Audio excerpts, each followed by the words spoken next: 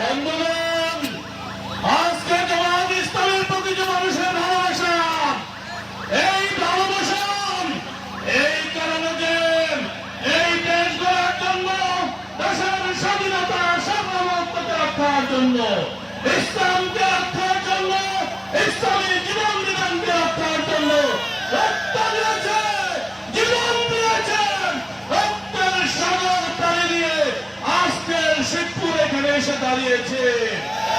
আমরা বিশ্বাস করি শিবপুরের মানুষ 54 বছর যাবৎ যে প্রতারণার শিকার হয়ে আজকে তারা ফতুর হয়ে গেছে, সেখান থেকে তারা উদ্ধার পেতে জামাত ইসলামের ছায়া তলে, দাঁড়িপাল্লার ছায়া তলে এবং মুস্তাফিজুর রহমান কাউসারের ছায়া তলে আশ্রয় গ্রহণ করতে।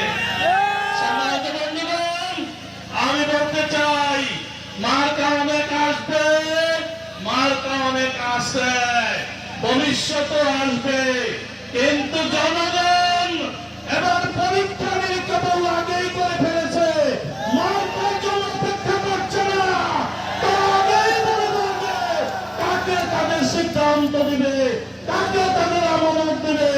আমি শুধু আপনাদেরকে আহ্বান রাখতে চাই, আগামী শিবপুর নিরাপদ, উন্নত, সমৃদ্ধ এবং অধিকারের শিবপুর পেতে হলে দাঁড়িপাল্লার বিকল্প নেই, জামাত ইসলামের বিকল্প নেই।